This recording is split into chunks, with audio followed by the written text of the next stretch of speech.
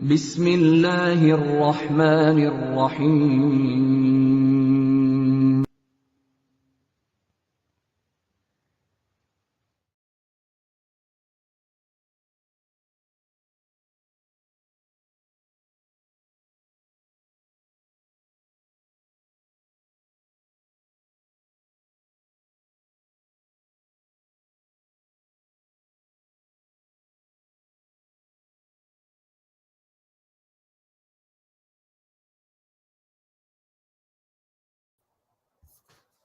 Welcome to today's broadcast, which is going to differentiate between Islamic Jihad and the terrorist jihad, or jihad in Islam, and what is not in Islam. Now, the Arabic language is a root-based language, and the word jihad, its root is Jim Ha Dal, and it occurs in the Holy Quran 41 times. Today we are going to concentrate on use of the word jihad. We are not going to talk about fighting, the word for which is qital.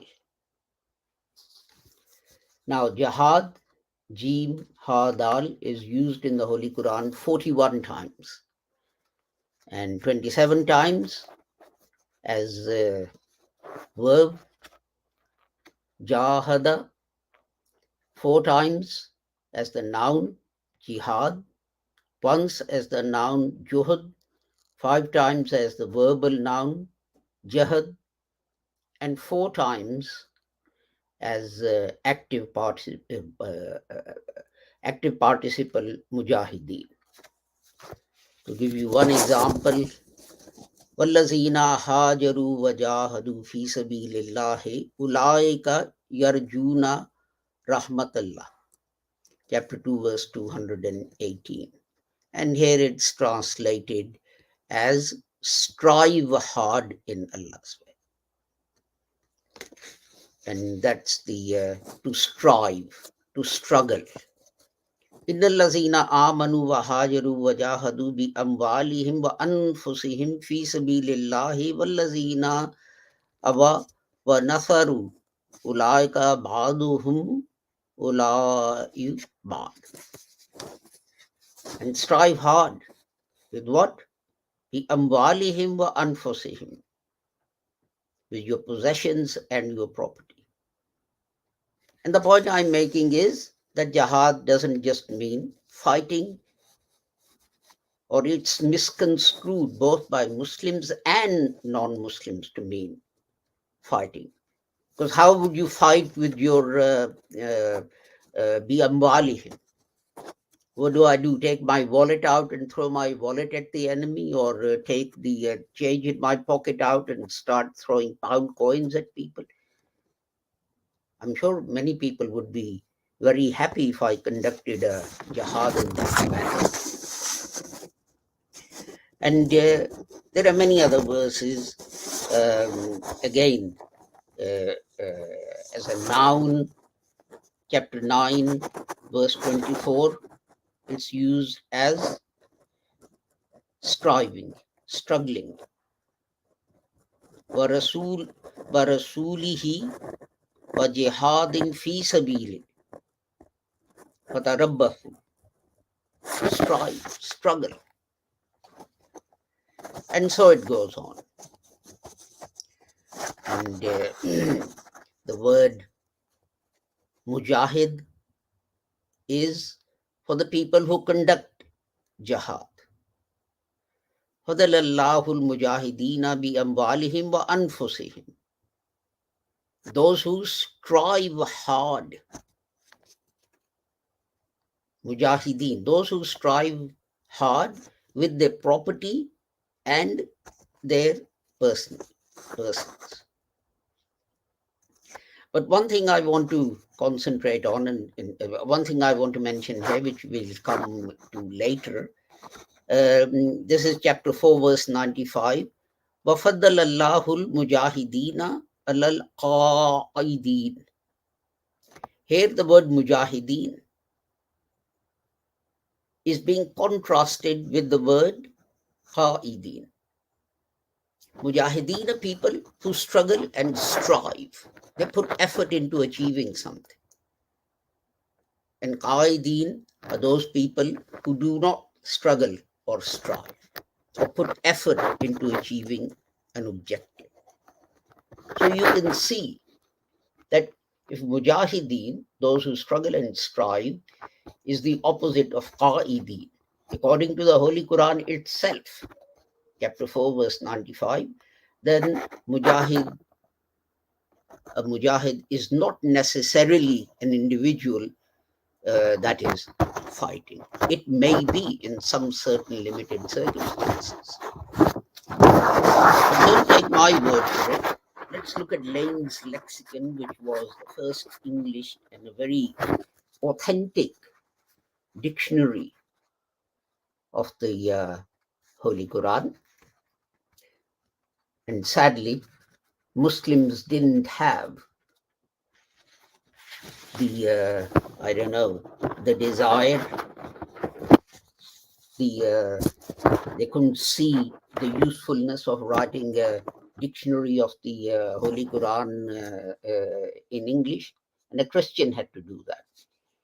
Anyway, he says under Jahada, and its meaning, he strove, he labored, he toiled, exerted himself or his power or efforts or endeavors or ability, employed himself vigorously, strenuously, laboriously, diligently, studiously, earnestly, with energy, was diligent or studious, took pains and extraordinary pains. And then he goes on to give further details and examples from the Holy Quran to justify that. And it's interestingly, we always say this is the age of ijtihad. Ijtihad comes, I think, in 5 places in the Holy Quran. And what does it mean? It means literally it means a lawyer's exerting the faculties of the mind to the utmost for the purpose of forming an opinion in a case of law. And we always say we need ijtihad. We need to do ijtihad. So because we're talking about the word jihad, I'm concentrating on this to show you that it doesn't just mean fighting. And the words derived from that don't just mean fighting. Here is, that was Lane's lexicon, and you might object and you say, oh, well, he's a Christian and this and that and so on. Scholarship is scholarship. Newton's laws of motion are the same, whether you're a Muslim or a Jew or a Buddhist or whatever you are. But anyway, just to satisfy people, let's go to Mufradat, which is an Arabic dictionary of the Holy Quran, and I'm taking the this from its Urdu translation, and it says al-jahdu wal-jahd. It means that it means power, strength, taking trouble, and exerting and working hard,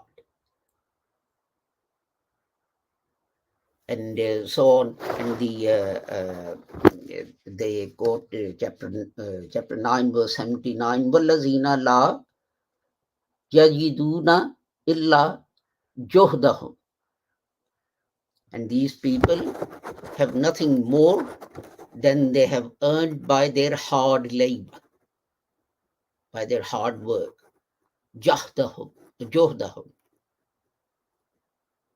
And this is not an Ahmadi dictionary, this is a dictionary of the standard dictionary of the Holy Quran.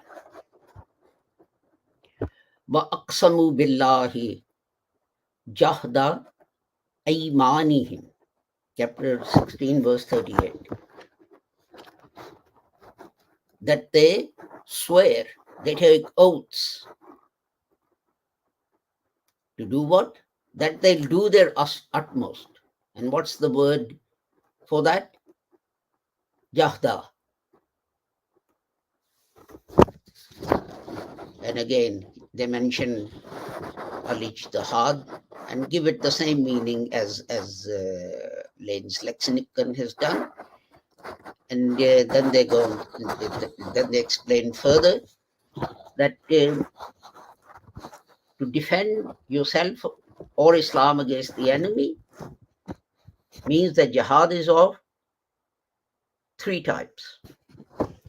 One is that you are attacked and you're defending Islam and physically fight. Secondly, a jihad against Satan. And thirdly, a jihad against your own self.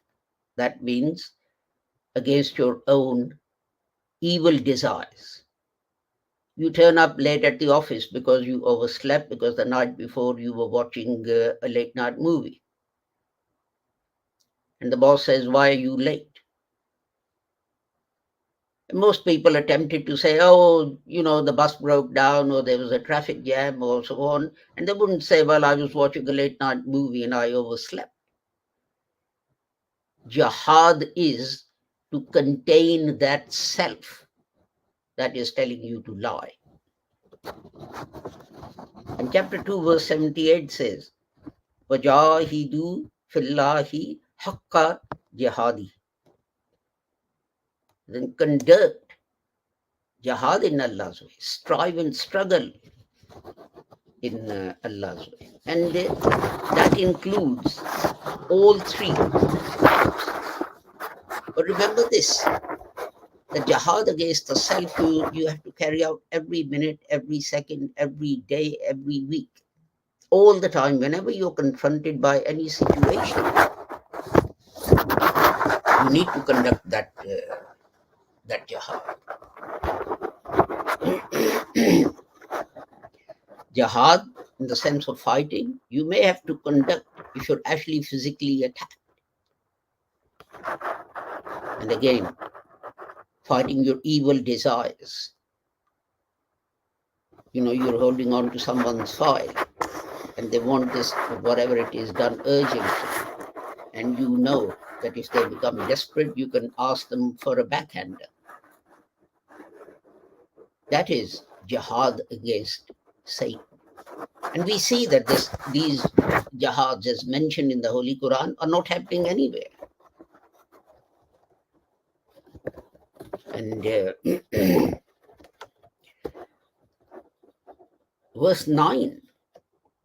chapter 9, verse 20 gives us a bit more information on jihad in the sense of fighting. Allazina amanu wa hajaru bi amwalihim wa anfusihim fi sabilillah.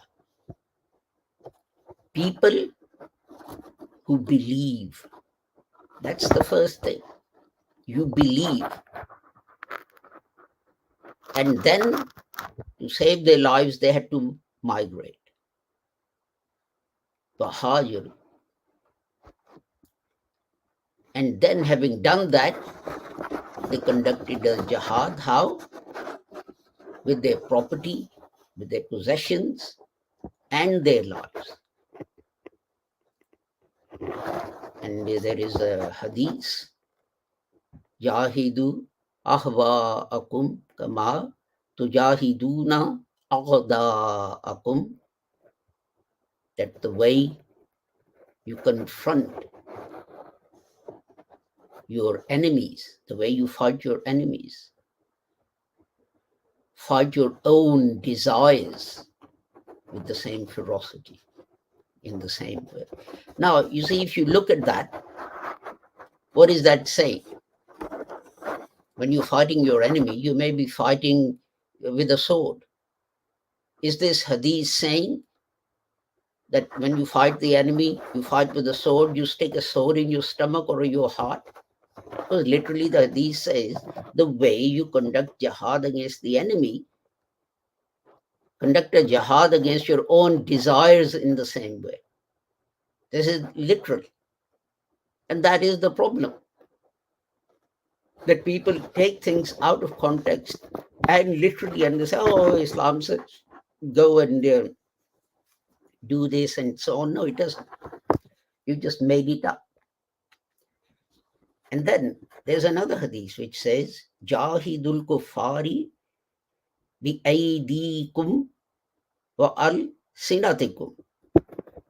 That conduct a jihad against those who disbelieve or those who disagree with you, kuffar, with your hands and with your tongue. Now, one thing is obvious, jihad with the tongue is not going to be picking up the gun, but even jihad with the hand doesn't necessarily mean fighting. You can write a book answering an objection against the life of the Holy Prophet Muhammad or against Islam, or you can write a book about correcting the Muslim belief about jihad. But here we are talking about jihad against those who disagree, those who disbelieve. So to refute their arguments, to rebut their arguments, doesn't have to be the sword, it may be the pen. Then we have Lughatul Quran, which repeats the same thing. Interestingly, next couple of arguments I've already made, that in the Holy Quran, Mujahideen are set against Aideen, those who struggle against those who are lazy and who make excuses for not struggling and so on. But interestingly, in Lughatul Quran and other dictionaries as well, I forgot to mention this, but in Lughatul Quran, the author says here that if you want to learn about what it means to fight, then for fighting, for war, for battle, see the heading against Qaf, Pa, Lam. Because the word for fighting in Islam is Qital. It's not Jihad. So he's saying Jihad does not just mean, it doesn't mean fighting war, it means struggle, striving, hard struggle, hard striving. And if you want to consider fighting, then go to another.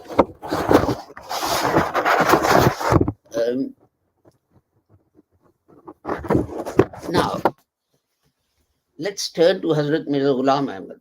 In his book, The British Government and Jihad, he says that page 1, he starts off by saying that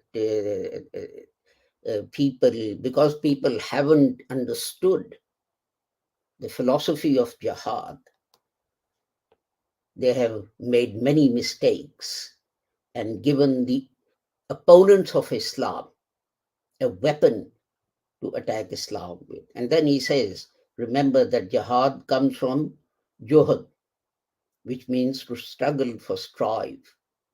And it can be applied to religious wars and so on. And he also points out that the word yudh in Sanskrit probably is a corrupted form of jihad. And then he explains how fighting came about. And he says, Muslims were on page 5, Muslims were painfully killed. But for a long period, stretching over 13 years, this merciless killing carried on. But those loyal servants of Allah were cut to pieces, and the orphans and weak women were sacrificed in the streets. But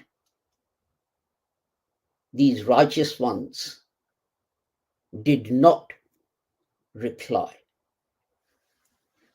That is, did not fight back. Until it says that God gave them permission to fight. And then he quotes the verse of the Holy Quran, chapter 39, verse 22. God has heard the cry of the people who were unjustly killed and who were unjustly forced to leave their homes.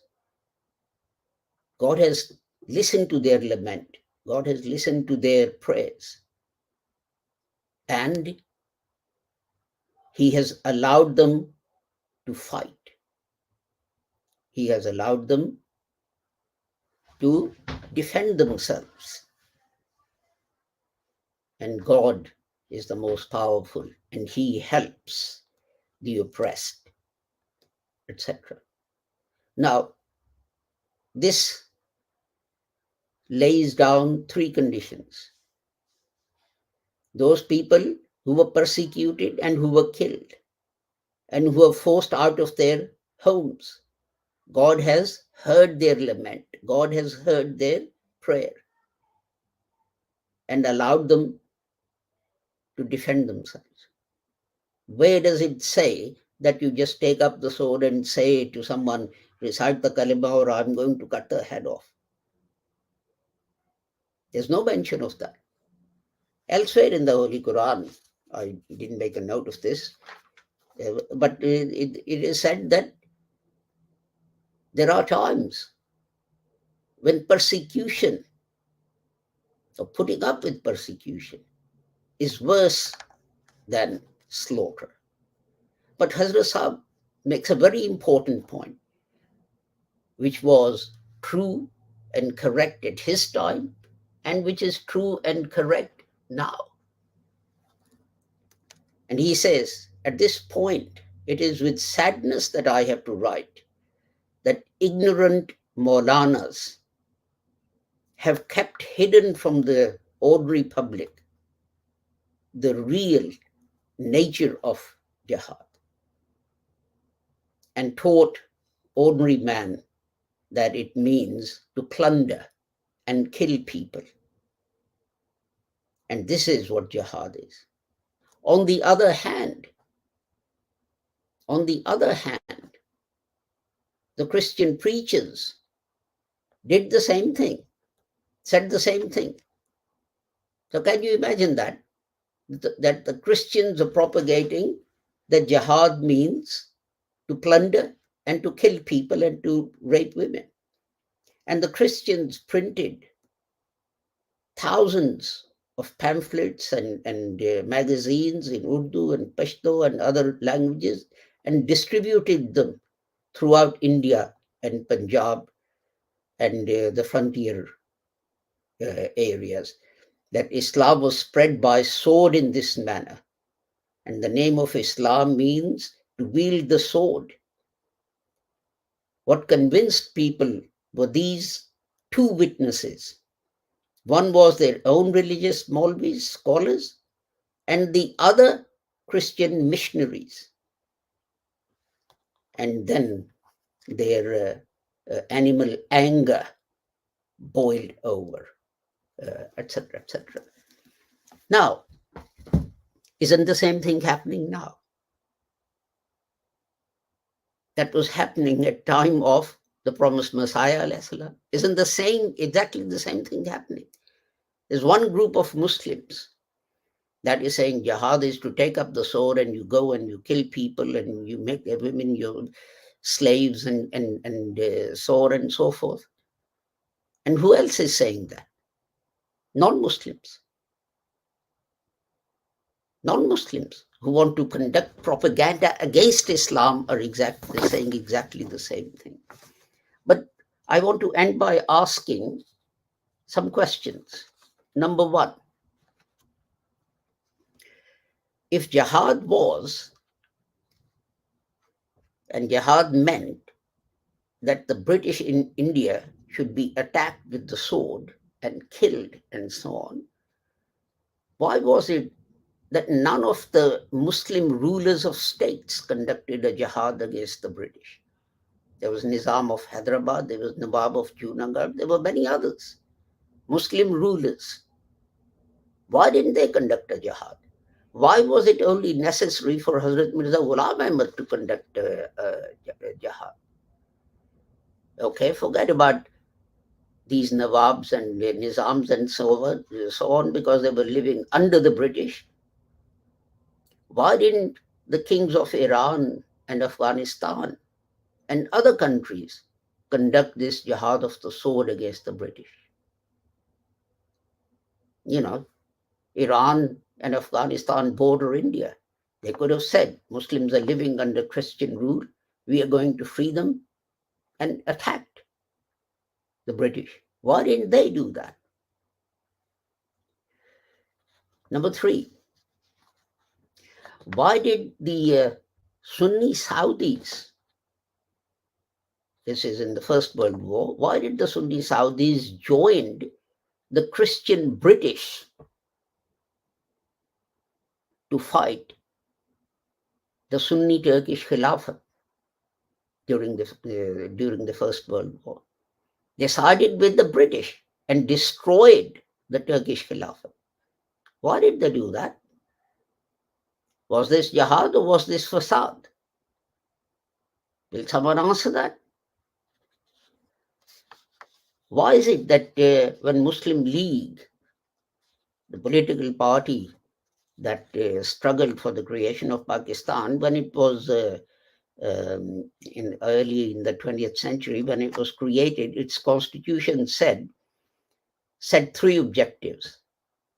Number one, to make Muslims loyal to the British. Number two, to remove the misconception from British minds that Muslims were not their loyal subjects. And three, to struggle for the betterment of Muslim situation and so on. Why is jihad not mentioned there? Why is jihad only mentioned when the promised Messiah's name comes up?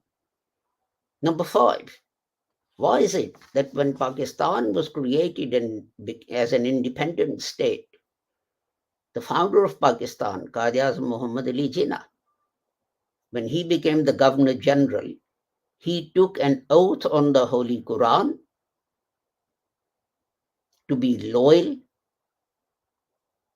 to the British Crown and all of the king's descendants. This is a voluntary oath Muslims, the representative of Muslims of Pakistan, is taking. Why isn't he saying we are independent now? So if the British come this way again, we are going to conduct a jihad and cut their heads off. Why is he taking an oath of loyalty to the British Crown? But mostly,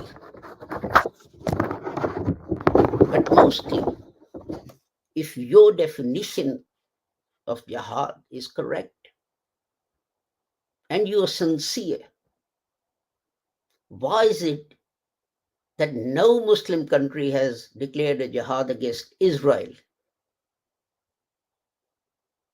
after seeing what's happening in Gaza and the West Bank? It's not been happening for one day or 1 week or 1 month. It's getting on to a year.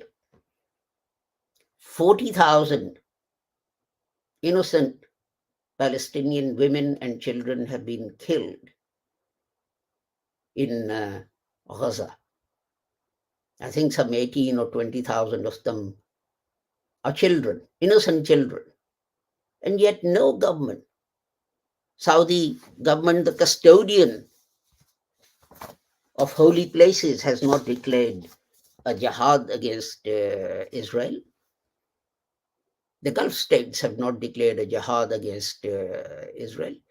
Most of these countries haven't, their political leaders haven't even made statements against what is going on in Palestine. The only person who's spoken out has been the president of Turkey. But my questions can be summarized into, if jihad is what you say it is, then aren't you being hypocritic by not conducting it? Now that Israel is attacking innocent Palestinian women and children. So obviously, jihad has two definitions: a real definition, which is the Islamic definition, and the terrorist definition, or the political definition that these gentlemen use to incite Muslim public into rioting and so on. And that suits enemies of Islam, because they point and they say, look, we told you, Muslims are not peaceful people. They are terrorists. They are violent people. Why are they killing all these? Why people? Why they're blowing up Twin Towers? Why they're blowing up these buildings and bridges and so on and so forth? And this is what the Prophet Messiah said over 100 years ago, nearly 125 years ago. And non-Muslims are doing it deliberately to cast Islam in a bad light. And our political and religious leaders, particularly religious leaders, know this. But because their politics is dearer to them, they don't care about what happens to Islam or the name of Islam. I now hand over to Ahad and see what he has to add. Assalamu alaikum wa rahmatullahi wa barakatuh. Wa alaikum A very nice explanation and introduction to the topic, as well as the context provided by Shahid uncle. And I would love to add on to this topic by starting my brief presentation, which I have. And please let me know if it is visible, sir. Okay. Yeah. Is it? Yeah, it's come on. Okay, great. So let's start with. Okay, so basically today, from my side, I would be defining what does jihad, the concept of jihad in Islam means, and what the meaning of what is the correct meaning of jihad from Quran and Hadith, and this is indeed one of the most misunderstood concepts in Islam, that is jihad, and it's often misinterpreted as a call to violence, or the true meaning of jihad is far from what many believe. So today we debunk all the myths and uncover the peaceful essence of jihad in Islam, rooted in self-improvement, compassion, and justice for all. So let's get started with it. And okay, so this particular video which we see today, just a minute. Okay, now it's fine.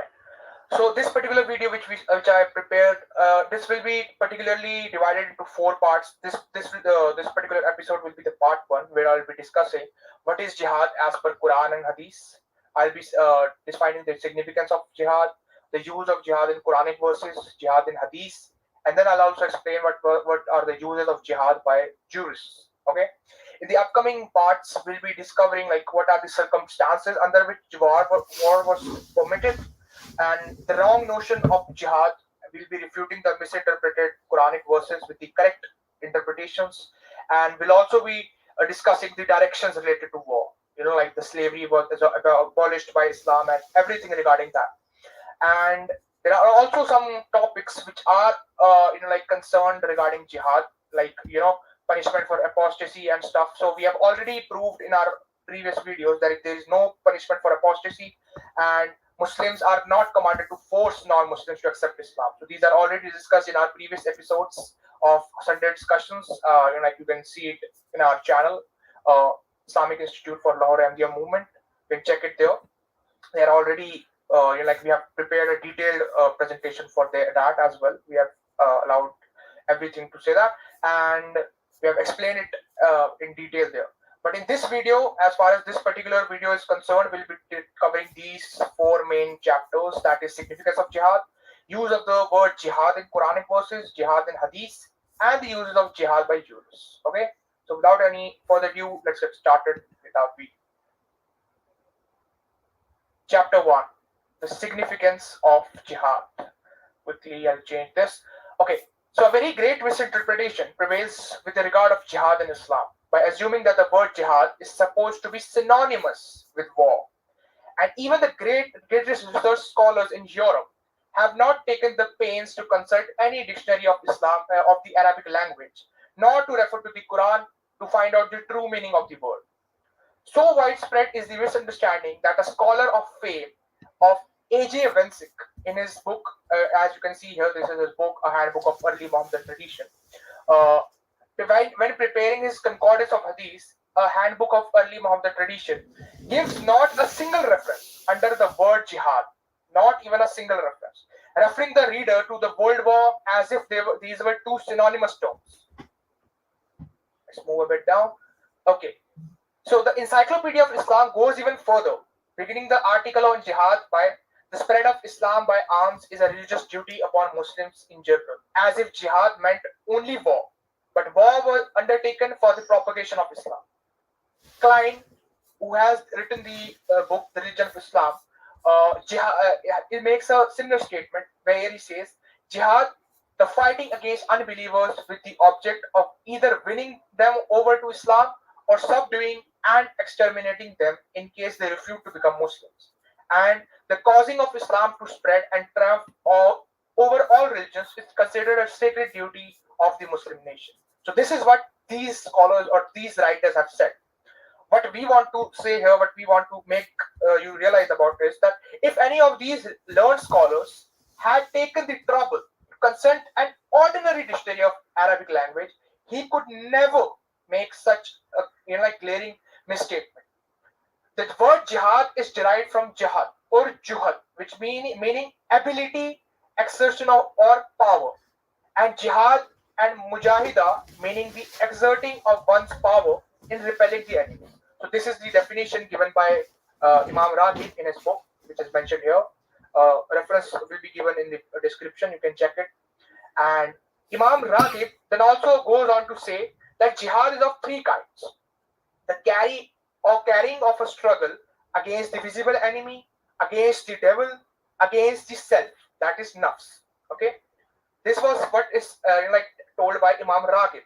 Okay, according to another authority, jihad means fighting with unbelievers, and that is an intensive form, mubalaga, and exerting oneself to extent of one's ability and power, whether it is by word, call, or by deed. This is given by Ibn Asir in his book, which is mentioned here, An-Nihayatu fi Gharib al-Haditha. That is this particular book. This will also be given in the bio. You can check it. Okay. Third authority which we want to quote here is Lane's Arabic English Lexicon, which has already been mentioned by Shahid Ankar as well. I would like to quote it again. So jihad, its proper form, signifies the using or exerting of one's utmost power, efforts, endeavors, or ability in contending with an object of disapprobation, and this is of three kinds, namely a visible enemy, the devil, and oneself, all of which are included in the term as used in Quran verse 22, verse number 77. This is given by Lane's Arabic Lexicon. Link of this will also be given in the bio. So from all our scholars, what we want to say that jihad is therefore far from being synonymous with war. Far from being synonymous with war. While the meaning of war undertaken for propagation of Islam, which is supposed by European writers to be the significance of Islam, is unknown equally to the Arabic language and the teachings of the Quran. Okay, so we'll move on to our next chapter, that is the use of the word jihad in Quranic verses. We'll now learn more about this. So, two types of revelations we have, one which were revealed in Makkah, one which were revealed in Medina, right? So, we'll be discussing both of them as per the scenarios which were prevalent during those eras or those times, right? So, equally or even more important is the consideration of the sense in which the word is used in the Quran. It is as an admitted fact that permission to fight was given to the Muslims when they had moved to Medina, or at the earliest when they were on the eve of leaving Makkah. But the injunction relating to the jihad is contained in the earlier as well as in the later Makkah revelations, where it is said that we read chapter 29 of the Quran is one of a group which was undoubtedly revealed in the 5th and 6th years of the call of the Prophet. Yet the word jihad is freely used in the sense of exerting one's power and ability without implying any war. Very important. What is the verse? Let's look at it. So this is the verse which I'm quoting, Quran, chapter number 29, verse number 69. And those who strive hard, jihadu, this is the word for us. We shall certainly guide them in our ways, and Allah is surely with the doers of good. Okay, so what do we mean by this? The Arabic word jihadu is derived from jihad or mujahada, and the addition of fina for us, this particular word fina, which means for us, shows, if anything further is needed to show it, that the jihad in this case is the spiritual striving to attain nearness to God. And the result of this jihad is stated to be God's guidance of those striving in his ways. Okay, so another verse which we see is chapter number 29, verse number 6. The word is precisely in the same sense twice in a previous verse in the same chapter. That is, and whoever strives hard, jahada, and strives yujahidu, this one, yujahidu, for himself, that is for his own benefit, for Allah is self-sufficient, above needs for all worlds. Okay. Next chapter we see, in the same chapter, the word is used in a sense of contention carried on in words in chapter number 29, verse number 8. And we have enjoined on man goodness to his parents, and if they content, there is also jahada, very important. If they content with thee to associate others with me, of which thou hast no knowledge, obey them not. Okay. The word of jahada is also used here. So this doesn't mean that like you are like killing or doing something like that. It just simply means that if they force you or they use their abilities or like they exert their abilities on you to or pressurize you to follow or like do shirk of which you don't have any knowledge, then don't obey them. Apart from that, you have to, this is a duty upon everyone, every Muslim, that he has to do good with his parents, whether they are Muslims, whether they are non-Muslims. Okay, so among the later revelations may be mentioned An-Nahl, that is the 16th chapter, where it is said towards the close. What said that in chapter number 16, verse number 110, then surely thy Lord, with respect to those who flee after they are persecuted, then struggle hard. The word jahadu is used, and are patient, sabaru. Surely thy Lord after that is protecting and merciful.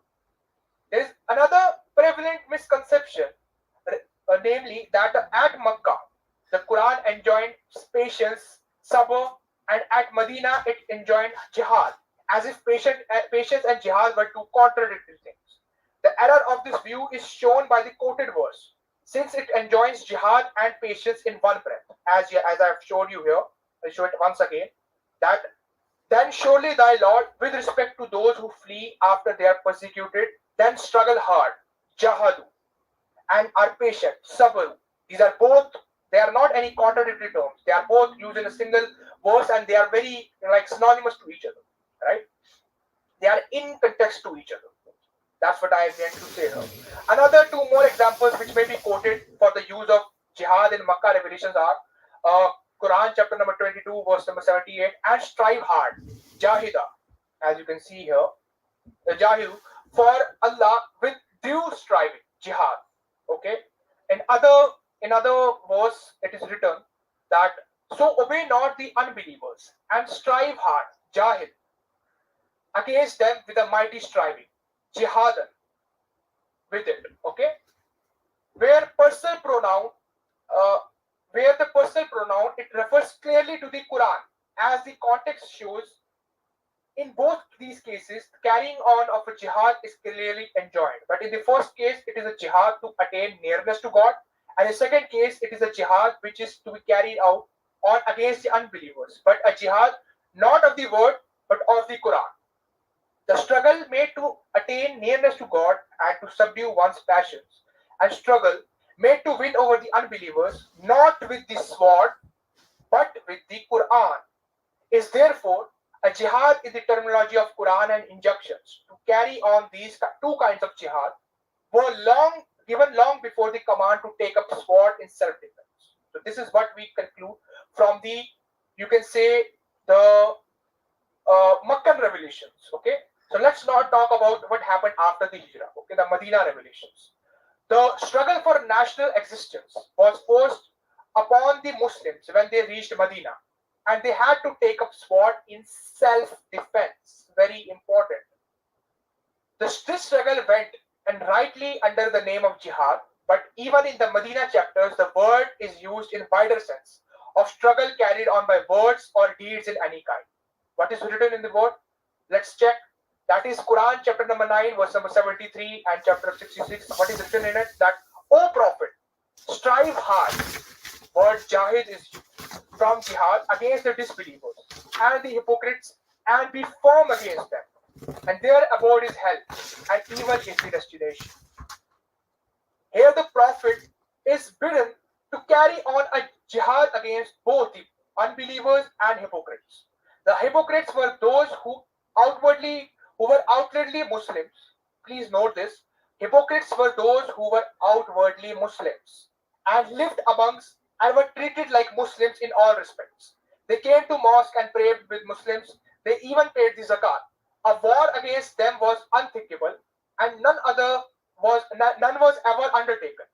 On other hand, they sometimes fought along with the Muslims against the unbelievers. Therefore, the injunction to carry on a jihad against both unbelievers and hypocrites could not mean waging of war against them. It was a jihad carrying on by means of Quran, as explicitly stated in Quran, chapter number 25, verse number 52, a striving hard to win over them to Islam. Okay, let's check another. In fact, on other occasions as well, it is a mistake to think that jihad means only fighting. The word is almost always used in this general sense of striving hard, including fighting where the context so requires. So this is chapter number 2, verse number 218, and also in chapter number 8, verse number 74, that those who believe and those who fled their homes and strive hard in the way of Allah. This is a description which applies as much to fighters as those who carry on struggle against unbelief and evils in other ways. And the Sabirin, those who are steadfast or patient, and the Mujahideen, those who struggle hard, are again spoken together in a Medina revelation as they are in a Makkah revelation. That is below. That, do you think you will enter the garden while Allah has not yet known those from among you who strive hard, nor known the steadfast? So this was what we get from the meaning of the Quran, like the jihad in Quran, that it is not like, though it's far away from the concept which is taught to people that, it's killing of people and something like that. It's nothing like that. It's just like using of the, you can say, whatever we discussed about, it totally shows that it is totally opposite of what people say and what people misinterpret from the verses of the Quran, right? So let's now focus on what is the use of the word jihad in hadith. Okay, because after Quran we have hadith, which are the most important scriptures for us and most important source of guidance after the Quran. And let's now check what the hadith has to say for the word jihad. Okay, even in traditions, the word jihad is not exclusively used for fighting. For example, Hajj is also called a jihad. The Prophet said the Hajj is the most excellent of all jihads. How I am saying it, you can check the reference. This is Sahih al-Bukhari, hadith number 1520. As you can see on the screen, it is narrated by Hazrat Aisha Radhiyallahu anha. She said that, "Oh Allah's Messenger, we consider jihad as the best deed." The Prophet said, "Best deed is Hajj." Okay. The next, okay, all the collections of tradition, Bukhari is the most explicit on this point. In Ihtisam bil Kitab wal Sunnah, the fourth chapter is thus headed: "The saying of the Prophet, a party of my community shall not cease to be triumphant, being upholders of truth," to which are added the words, "and these are the men of learning." Okay, I'll show you the reference as well. You can check it. The words of the Prophet ﷺ, "A group of my ummah will continue to prevail on the basis of truth, and they will not be harmed by those who oppose them." Okay, and this is the hadith which is quoted. You can also check it. This is Sahih Muslim 1920. This is also given in Bukhari as well. I'll give the link of Bukhari as well in the description. You can check it from there. So let's move ahead. In Bukhari's view, thus Bukhari's view is triumphant, that the triumphant party of Prophet's community does not consist of fighters, but of those men of learning who disseminate the truth and are engaged in propagation of Islam. Very important. Again, in the book of Jihad, Bukhari has several chapters speaking of simple invitation to Islam. So when you open Bukhari, Sahih Bukhari, there is a specific chapter dedicated towards the, you can say, Jihad, which totally talks about Jihad. That is the 56th chapter. So let's check the headings which are given. So one of the heading is, "May the Muslim guide the followers of the book to a right course, or may he teach them the book." Again, this is the heading of, you can check the screenshots which are attached here. The link is also given here. You can check it for yourself. So this is the Arabic, and this is the, like, to preach to the people of this book, or to teach them the holy book. Okay. Another heading is that to pray for their guidance of the polytheists, so as to develop relations of friendship with them. Okay, to invoke Allah to bestow guidance upon the mushriki. Again, this is the actual Arabic. You can check the Arabic as well. And another heading which is given, the invitation to the unbelievers by Holy Prophet to Islam and prophethood, and they may not take for gods other beside than Allah. Okay, the invitation of Prophet Muhammad ﷺ to embrace Islam. So that is something which you can check here. Like the invitation of Prophet Muhammad ﷺ to the unbelievers. Because obviously he'll invite unbelievers to Islam. That is something. And another heading is that excellence of him at whose hands another man accepts Islam. The superiority of the one through whom a man embraces Islam. Another heading of like chapter 144, 143, which is mentioned in the 56th chapter of Sahih Bukhari. This is the headings. Okay. And another heading, the excellence of him who accepts Islam from among the followers of the book. The superiority of the people of scriptures, Jews and Christians who embrace Islam. Another heading is, how should Islam be presented to a child? So what I want you to understand here is that all of these are mentioned in the chapter of Jihad. Okay. One thing which you need to understand is very important, that this is under the book of Jihad of the Bukhari, like a chapter which totally is concerned with Jihad. So there's no mention of fighting or something like that. As you can understand that the context of Jihad is not that which people interpret, which people say that fighting and killing of people unjustly and something like that. So as the Prophet's saying, as reported in traditions, contains the additional word yukatili, as in Abu Dawood chapter number 15, hadith number 4. So these headings show up, but these headings show that up to the time of Bukhari, the word jihad was used in the wider sense, in which it is used in Quran, that the invitation of Islam being looked upon as jihad. Other book of tradition contains similar references. In Abu Dawood, chapter number 15, hadith number 4, quotes under the heading continuity of jihad, a tradition to effect that a party of my community will not cease fighting for the truth, and it will be triumphant over its opponents. So this is the particular hadith I'm talking about. Sunan Abi Dawood, hadith number 2484. Okay, this will be given in bio. You can check it for yourself. As you can check the heading as well regarding the continuance of jihad. Prophet Muhammad said, a section of my community will continue to fight for the right and overcome their opponents till the last of them fights with the anti. So technically, what I want to say here is that the party of my community will not cease fighting for the truth, and it will be triumphant over its opponents. Okay. So, which words are thus explained in Aun al-Ma'bud, a commentary of Abi Dawood by on the authority of Nawawi, who is another scholar, who says that this party consists of different classes of the faithful, of them being the brave fighters and the Pakis, the jurists, the Muhadisun, the collectors of tradition, the Zahids, those who abstain from worldly pleasures and devote themselves to the service of Allah, and those who command the doing of good and prohibit evil, and a variety of other people who do other good deeds. Okay, so what we conclude that this only shows that jihad in hadith and traditions include only the service of Islam in any form. Okay, so this is what we conclude from hadith and Quran as well. So let's now see what the use of jihad is given by the jurists. Okay, it is only among the jurists that the word jihad lost its original wider significance and began to be used in a narrower sense of kiral, which means fighting. The reason is not far to seek. The books of jurisprudence, fiqh, codified the Muslim law, and in the classification of the various subjects with which the law dealt, qital or fighting found a necessary place. But invitation to Islam through a primary meaning of the word jihad being a matter of free individual choice did not form part of the law.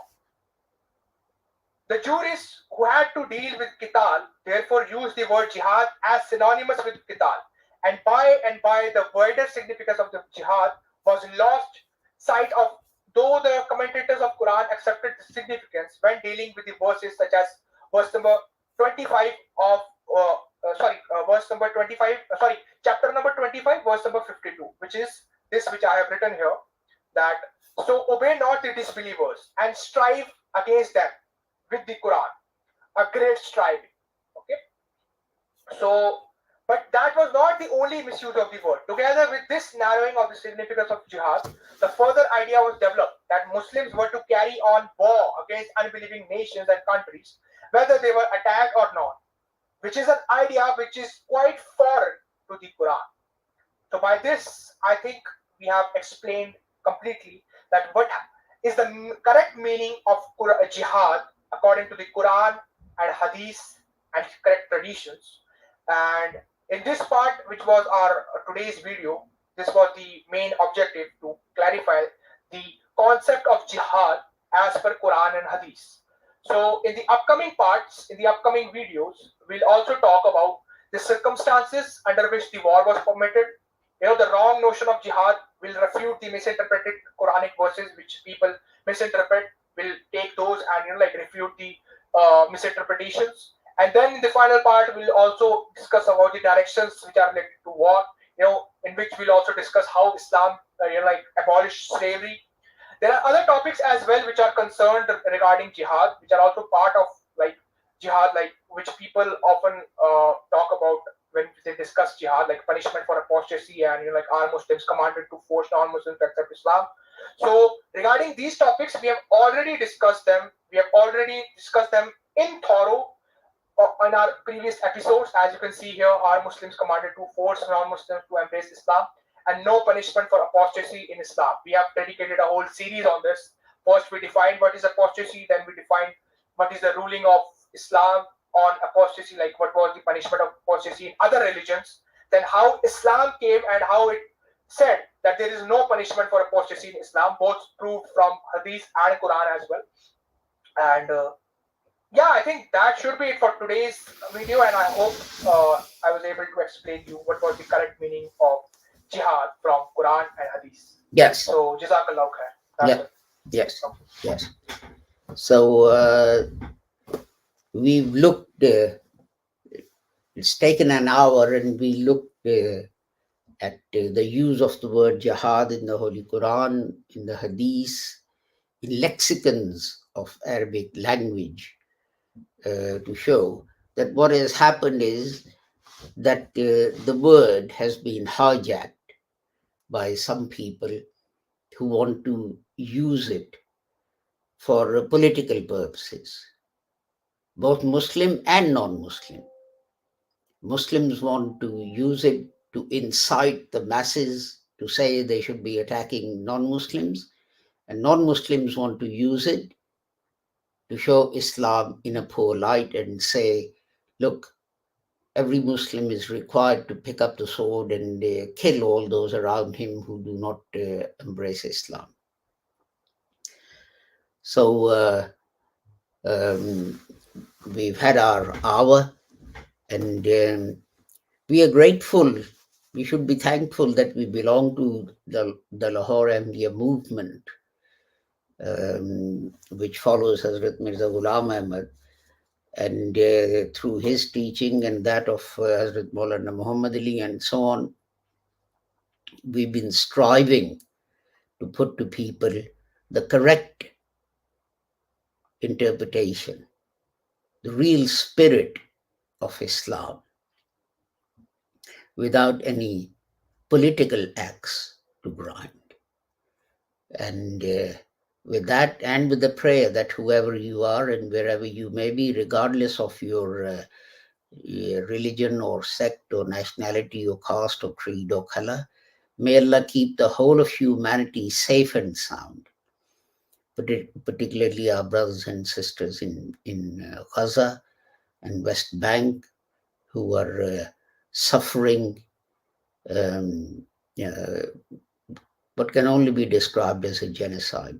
But please also pray for the Zionists, that Allah may open their hearts and minds to seeing that the way ahead lies in peace and love, and not in disharmony and fighting and killing and torture of people. And with that, I take my leave of you. Assalamu alaikum, Khuda Hafiz, and Assalamu goodbye alaikum wa rahmatullahi wa barakatuh. Allah Hafiz. until next Sunday at the same time.